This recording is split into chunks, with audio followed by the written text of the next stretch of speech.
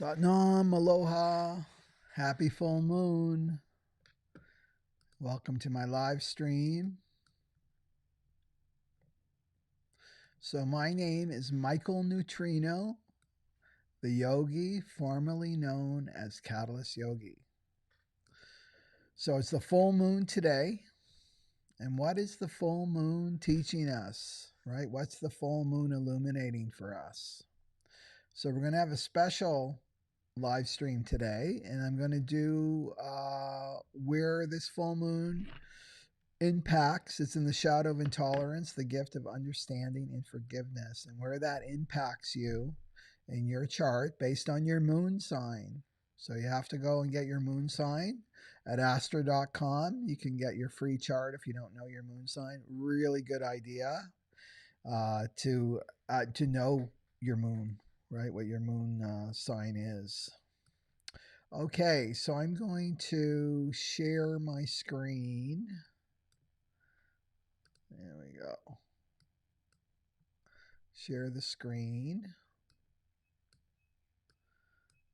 so that you can see the chart for the full moon. Okay. Just getting things off the side here. Okay. So you can see the moon, the symbol of the moon is in the fourth hexagram. Do you see that? It's 4.2. So this is the shadow of intolerance and the gift of understanding. So how this affects you personally, you'll want to know your moon sign. So go to astro.com, get your free chart, and then look for your moon. So make sure you subscribe, ring the bell if you haven't already, so that you'll be notified when I go live next. So the moon's in the shadow of intolerance, the gift of forgiveness and understanding. So what came up for me this week was leading up to this full moon is the student who wrote a book about her life with Yogi Bhajan. Maybe you've heard of it. Yogi Bhajan was the master of Kundalini Yoga, in case you don't know. And I want to know how many of you are teachers of Kundalini Yoga or students or practitioners. So if you could write that in the comments, right, like right now or below if you're listening to this in the future, just so that I know who's watching. So even if you don't know, like I don't know who this Yogi Bhajan is at all or this Kundalini Yoga, you're still going to benefit from this video, right? You just want to substitute Yogi Bhajan with another spiritual teacher, maybe that you follow or someone you've put on a pedestal, a teacher, a mentor figure. It could be even your own father, like your earthly father. So the video I did last year was Yogi Bhajan a fraud, and if you haven't watched it, it's my personal story. And so this woman that I talked about that got me on this Google search, well, this is her. She's finally come out with a book. So I bought it on Kindle and I motored through it, and she shared her story of being manipulated, controlled, and abused by Yogi Bhajan.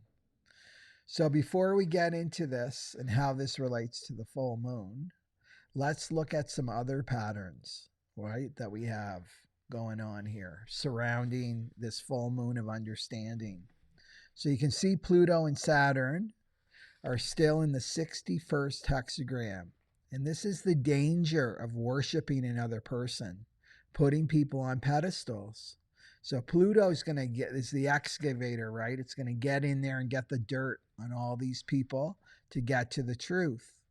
And all that repressed, right, that Saturn's repressing is going to be revealed. And so we're seeing this in all the spiritual communities, in all sectors of our world.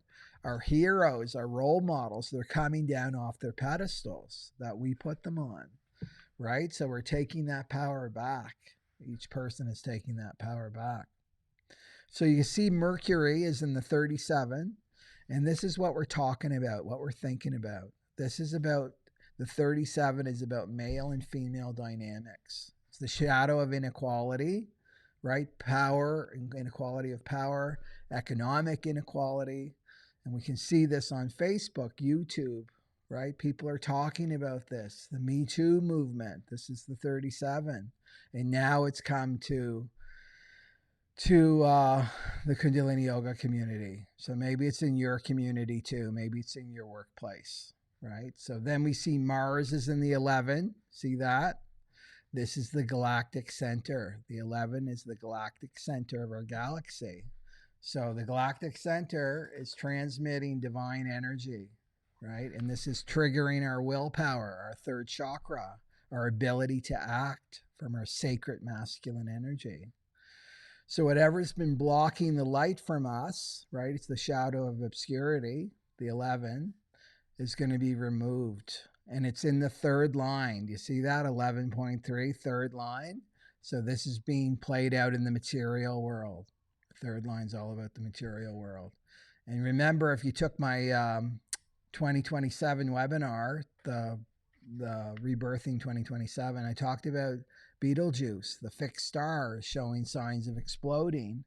And that sits in the 12th hexagram, the programming partner of the 11, the galactic center.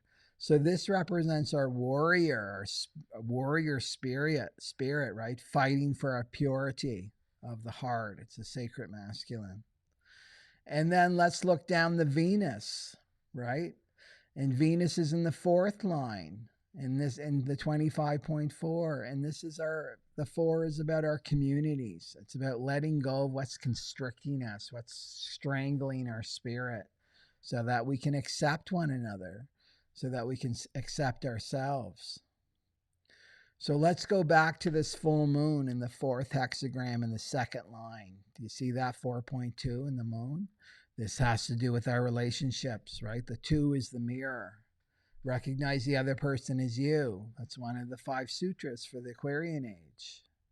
So look at where that 4 lives. It's in the mind. You see that shape?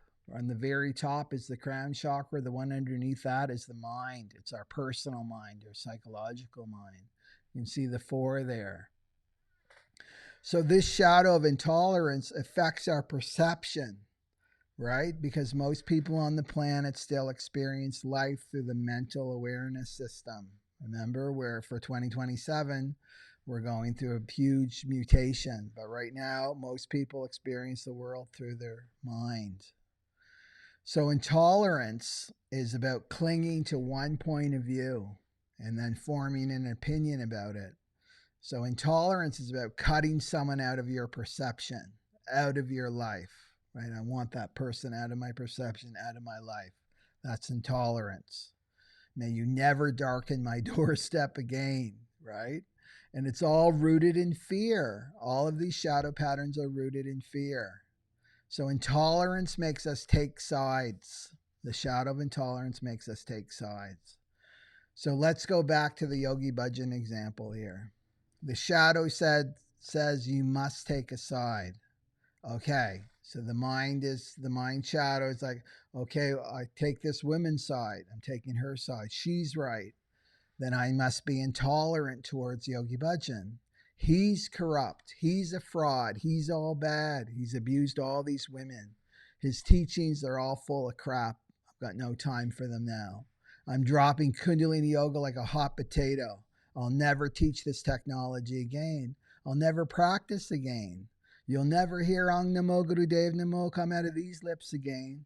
People do this. We've seen all of this. Go on Facebook. You're going to see it all. Okay, so let's do the other side. The shadow says take the other side. So somebody takes the other side. Okay, I take Yogi Bhajan's side. He's right. Then I become intolerant of this woman. I make her wrong. And my mind will give me lots of reasons why this is true. She's lying. She was bribed to lie. She was flirty. She was sexually promiscuous. She threw herself at him. What was she wearing? Right? She could have stood up for herself. She could have left. We would call this victim blaming, but it's the shadow of intolerance. So we see this shadow in the court of law, right? It's not about the truth, our present legal system. It's about the best arguer, right? Who's the best arguer? It's not about truth and justice. So this is an example of the duality of our mind, right? We live in a plane of duality, and it's how our mind is designed. We swing from one point of view to the other, right? except most people don't let it swing. They choose to stay in one place, one point of view, right? So when the mind is free, when it's liberated, it's moving like a shark. It's always moving around. So there's many, many points of view. So the moon is in the gift of understanding, right? So that's the gift. Out of intolerance comes this gift of understanding. And to understand is to stand under something, right? And to see both sides, see all sides. So we become intolerant of things that we don't understand. And this is an unconscious pattern, right? So what we're learning as a spiritual community around this new, what are we learning, right? About the spiritual, as a spiritual community around this new information about Yogi Bhajan or other spiritual teachers. Well, what can we learn from this? Well, the relationship between the teacher and the student needs to change for the Aquarian age. The relationship between the student and teacher needs to change for the Aquarian age. This is the age of empowerment. It's the age of mastery, right? And remember that the teacher is not a person. It's not a form. The teacher is not a physical form. It's a subtle energy of truth that moves through all forms. So it's when we form an identity to that energy of truth is when we get into trouble, right? This is spiritual ego, and it's very, very sneaky. You know, that's why I hesitate to call myself a teacher. I prefer guide. Like I prefer a guide to call myself a guide. You know, in Kundalini Yoga teacher training, if you're a teacher, we're taught to write this: I'm not a woman, I'm not a man, I'm not a person, I'm not myself, I'm a teacher, right? It's right there in our training. So really, it's not. I'm not a woman. I'm not a man. I'm not a person. I'm not myself. I am. Right. I am. As I am a conduit for this moment. Right. In time for truth to move through me. Right. To use my mouth, use my body, use my mind for this truth to move through me. I'm not that energy. It's just moving through me. I'm a conduit for it. So this is why forming an identity gets us into so much trouble. Because what comes with identity is a bunch of dogma, do's and don'ts. Dogma is all do, and don't, right? I'm a teacher, so I must behave in this way. I must speak like this, right? It's all spiritual talk, high and lofty. I can't say this. I can't be spontaneous. Each word must be carefully measured through this filter of a teacher, right? The mind's perception of a teacher. I can't show my emotions. I can't be vulnerable. So this is what this woman was talking about in her book. Yogi Bhajan would admonish her for being emotional or vulnerable, right? It was all about duty, right? And presenting this image to the world, right? That you're in control as a teacher. So basically, to be a teacher, by this definition, you have to be inauthentic. Inauthentic. And what's inauthenticity, right, is when the inside and the outside aren't matching. They're not matching up. In the Aquarian age, it's all about the age of truth, right? Not inauthenticity. That has to go. And the planet is longing for authenticity now, right? Longing for it.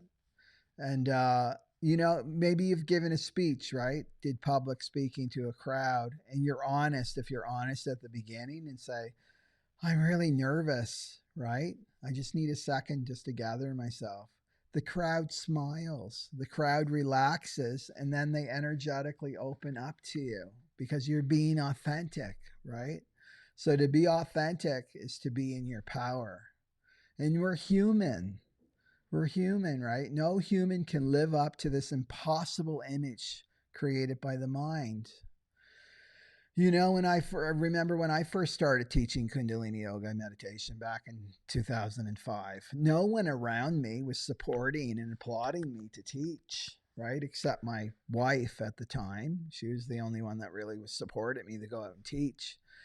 All these other people were busy pointing out my flaws and giving me reasons why I couldn't teach. But I refused to listen, right? Because it was my heart and the love of people, wanting to help people like I've been helped. That was my motivation. So we all have to push through this resistance for 2020 now. We have to push through this resistance of, oh, I can't teach because I have all these flaws, right? I knew my flaws. I didn't need someone to point them out to me. I'm not perfect. That was my motivation. I'm not perfect, but I'm going to show up anyway and do my best, right? So this impossible image of a teacher really means to repress your humanity, right? And when we repress our humanity, what comes out? The shadow, right? And this is when we go unconscious. And so this is when we make mistakes. So these so-called masters have shadows, right? Don't fool yourself in thinking a master doesn't have a shadow. If you're alive on this planet in physical form, you have a shadow, right? We live in a plane of duality, light and shadow. So our work in the Aquarian age is to stop projecting our shadow out there into the world and integrate it into the light of our own being. That's our work. So if you're intolerant, back to the shadow pattern, right, of the moon, if you're intolerant of other people's shadows, right, their errors, seeing their errors, especially those that we put on a pedestal, it only means that we're intolerant of ourselves, right? So can you love yourself? Can you love all parts of yourself, right? Can you do that? Can we love another person despite seeing their shadow? Can we still love that person? Can we let go of this ideal of perfection, right? Let go of this impossible image of what a teacher is that's created by the mind. So this gift of understanding for the moon, right, the full moon, is to know that we make mistakes. And these mistakes are made in fear. All mistakes are made in fear. And we harm ourselves and others when we're in the frequency of fear, right? When we're unconscious. So this doesn't mean we're going to condone or excuse another person's behavior, right? It's not about that. We all have to take responsibility for our actions. But this is about forgiveness, right? And forgiveness is to overlook the shadow in another person and love that person anyway, right? So every time you do this, you're releasing the constriction, right, of your ancestral karma. Every time you do this, when you're able to forgive yourself and others. So remember, and I said this in my other video, and I've said it many, many times, that the role of a true teacher is always to point you back to your inner teacher, right? The teacher is not there to tell you what to do and what your destiny is and how you should behave and who you should marry and blah, blah, blah, right? It's all about pointing you back to you, back to your inner teacher. And so there's a new teacher coming for the Aquarian age. Do you feel that? Like there's a new teacher coming for the Aquarian age. And I feel it's really coming through this solar plexus mutation. And it's going to communicate to us through a feeling tone. Very different than our emotions, through a feeling tone. So this is what all my new program's all about, right? Purifying your emotional body, your pain body, you could call it that, of the past, of past lives, to reveal this new awareness system, right? So this is our new third eye. It's our new intuition. It's our new teacher. So this live program starts March 8th. Okay, so you know. Okay, so let's go back to this full moon of understanding and how it's affecting your life according to your moon sign. So does everybody know their moon? Does everybody know their moon? Okay. And also, I've created, just so you're up to speed on this 2027, that you don't have to go and buy the whole the 6-hour webinar I did, but I created a 30-minute audio about what's this 2027 all about. So you can visit my new website, michaelneutrino.com. I'll put the link below, and it's good. It's a good brief overview. Okay. So let's go to Aries moon. If you got an Aries moon, how's it going to affect you? Well, it's illuminating your 5th house. So this could be intolerance with your children. I'm teaching you now how to integrate this shadow, right? So somebody asked, how do you integrate your shadow? How you integrate your shadow is with the light of awareness, and that's who you are. So it's just all, imagine yourself, you're this big beam of light. All you do is you go, right? You focus that big beam of light into one area in your life and you see it and you take responsibility for it. Oh, that's me. That's my shadow. And then it starts to transmute inside you. So it just takes light of awareness. And what's the technology of Kundalini Yoga called? The yoga of awareness that expands your awareness. So that high beam gets bigger and bigger and bigger when you practice, when you continue the practice. So keep that in mind, people that are practicing, that are practitioners of Kundalini Yoga, teachers of Kundalini Yoga, to not let this take you out, right? Don't let this take you out. Commit. This is a time to commit. This is about you. It's not about following a teacher. It's about following yourself and what works for you. And the shadow wants you like, just drop it. It's a bunch of load of hooey. Stop it. It's like, no, you got to claim it. Like, this is yours. I'm merged with this technology. I claim it, right? The sword is in me. I feel like the sword is in me. Okay, so if you've got an Aries moon, you want to bring that high beam into the 5th house. And this could be experiencing intolerance with your own children, right? Remember, intolerance is taking sides. Intolerance with your own inner child. Intolerance with a lack of a romance in your life or a romantic partner. Intolerance with your own creative process. Intolerance with being true to yourself. So here you want to bring forgiveness, right? Forgiving everyone involved and bringing understanding. So that's all it takes. I mean, it's just to know, like, I don't know, to say that to your mind, because it's coming from the mind, right? This 4th hexagram. I don't know the whole story, right? I don't know the whole story. So I'm not going to cling to this one point of view. I'm going to wait and listen to other points of view. And understanding comes later, right? It comes later. So if you're a Taurus moon, it's going to be illuminating your 4th house. And this could be intolerance with your mother, right? For the people with Taurus moon. Intolerance with your family, intolerance with your own emotions, right? The emotions wanting your attention. Maybe you've been feeling emotionally insecure. I don't have time for this. Intolerance is, I want to cut this out of my life, right? This part of me. Maybe someone else in your life is emotionally needy, right? And you're intolerant with them. Maybe you're intolerant with your needs, right? Your need for self-care and nurturance. Intolerance with your living situation, right? So bring understanding to what you need emotionally, what you need in your home, right? The 4th house is our home, our inner home. And then if you're a Gemini moon, it's going to be the full moon is illuminating your 3rd house.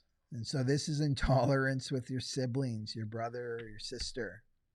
Intolerant with another person's style of communication, right? Intolerant with your neighbors. Right? And maybe they're being loud and noisy, right? Intolerant with your car problems or their lack of, how you get around. Intolerance with someone else's mental chatter, right? Intolerance at being talked at instead of being listened to, right? Wanting to cut remember, intolerance is, I just want to cut these people out of my life. So you want to bring understanding to these areas of your life and forgive these people, all these people involved. And then if you're a Cancer moon, it's illuminating your 2nd house. So this is intolerant of people not seeing your value, right? Wanting to cut these people out of your life. Your intolerance of your lack of money, your income, and other resources. Intolerance with your own material security. Intolerant with how you're making your money. Intolerant of people close to you that don't value themselves. Maybe that triggers you too. Maybe you're footing the bill for everybody around you, right? And it's just assumed that you'll pay. Maybe you're intolerant of that dynamic. So you want to again bring understanding and forgiveness to this material, right? This is about the material world. So Leo moon, people. The full moon's illuminating your first house, right? Because the full moon's in Leo, but it's in the shadow pattern of intolerance. So this could be intolerance with the state of your body, your appearance, right? Your attractiveness. Maybe nobody's noticing you. This is tough for a Leo moon, right? Leo moon people want to be noticed. So you want to cut these people out from your life who don't notice you, or you're feeling they're judging you for your body, right? So wanting to cut the people out of your life that don't see your individuality too. So you want to bring understanding and forgiveness to your body, right? Not trying to achieve this perfect body according to your mind. Okay, if you're a Virgo moon, it's in your 12th house, and this is intolerance with the ghosts of your past. Maybe a ghost has come back into your life and you want to be through with them, right? So intolerant of the people from your past, intolerant of another person's addiction, or intolerant of your own addiction. Maybe you're feeling intolerant of people you perceive as restricting you in some way, or intolerant of the universe restricting you in solitude, right? That you're all alone, or not getting the true solitude that you need, right? So you could be intolerant of a suffering aspect of yourself that needs your attention and wanting to cut out the people that remind you of this. This is the thing, right? We have to remember these people that we attract into our life, many of them are messengers, right? Especially the ones that are triggering you. They're sending you a message in their own way, like, hey, you need to look at this aspect of yourself that I'm playing, right? I'm playing that role for you right now. So you want to bring forgiveness and understanding, right, to this area of your life. If you're a Libra moon, it's illuminating your 11th house. So this could be intolerance of your social circle, your friends, your network. Intolerant of having hopes and dreams for the future, right? They're not happening quick enough. There could be intolerance there. Maybe you're intolerant of people with a lack of social awareness, right? Or the people that aren't interested in humanitarian causes, intolerant of them. So you want to bring forgiveness and understanding here. The Scorpio moon, if you're a Scorpio moon, it's in your 10th house. So this is intolerant of your standing in your community, right? Or your lack of accomplishments. Intolerant with people who are negatively affecting your reputation. Intolerant of those people. Maybe they're spreading rumors, right? These people. Intolerant with your father or a father figure in your life. Intolerant with your own masculine energy. You could be intolerant with a boss or a supervisor, some kind of outer authority. So again, you want to bring forgiveness and understanding. Sagittarius moon. Okay, so the full moon's illuminating your 9th house. So this is intolerance with a spiritual teacher or guru. Intolerant with a teacher in the educational system, right? Like a professor. Intolerant with the law or the laws. Intolerant of another person's belief system that's different than your belief system. So bring forgiveness and understanding here. So the Capricorn moon, people, it's in your 8th house. So this could be intolerance of roommates, right? Roommates are other people you share your resources with. So it could be a marriage partner too. Intolerant of another person's codependency on you. Intolerant of another person's attachments or traumas, right? Or intolerant to another person's shadow that you can see. Again, you want to bring forgiveness and understanding. Okay, Aquarius moon. This is in your 7th house, the full moon. So this is intolerance of your partner, your marriage partner. I'm laughing because I saw this in action 2 days ago.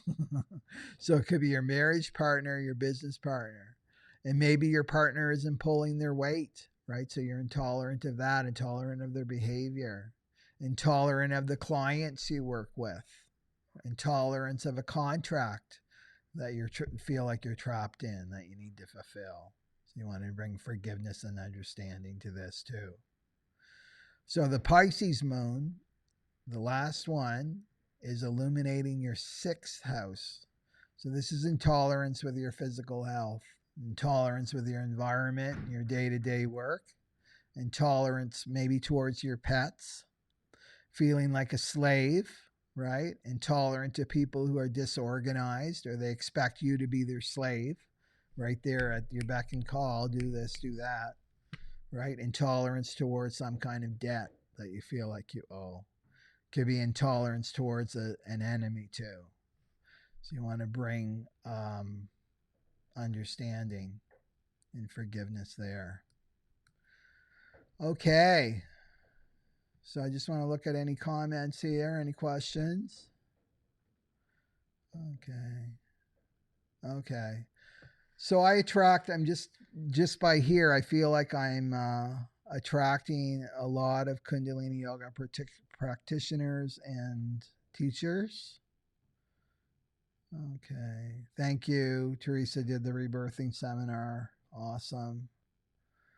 Katie, thank you. Katie. I did that. Pisces. Awesome. Aries moon. Thank you. So I'm hoping this helps doing the moon just to give a more focused place where you can focus your energy. So really just look at that. I just gave you a little brief kind of overview, right, for your moon sign. But go deeper with it, right? And all you do is call it forward. So it's like, okay, I don't know what Yogi or I don't know what Michael's talking about, but I'm going to call it forward. I want to see this shadow in action. And then the divine will provide you with an experience, some kind of experience where you can see it, or you sit down and you write, right? You do a meditation and something will come forward, right? So I just want us to use this energy well. Yeah, but focus on forgiveness. And the Ho'oponopono prayer is an amazing way the Hawaiians forgive, right? I'm sorry, please forgive me, thank you, I love you. I'm sorry, please forgive me, thank you, I love you. I'm sorry, please forgive me, thank you, I love you. You just do that 3 times. And then you're releasing yourself, right, from carrying this energetic burden. Okay. So check out my new website. I've been working on it so hard. It's almost finished, but everything is there now. And you can get your free audio, 30-minute audio about what's this 2027 all about. And my new 8-week program starts March 8th live with me. And it's a deep purification of the emotional body, letting go of the past so you can activate your soul purpose. And I've radically reduced my prices, right? And there are installment plans too. Okay? So have a great week if I don't see you sooner. Okay. Satnam Aloha.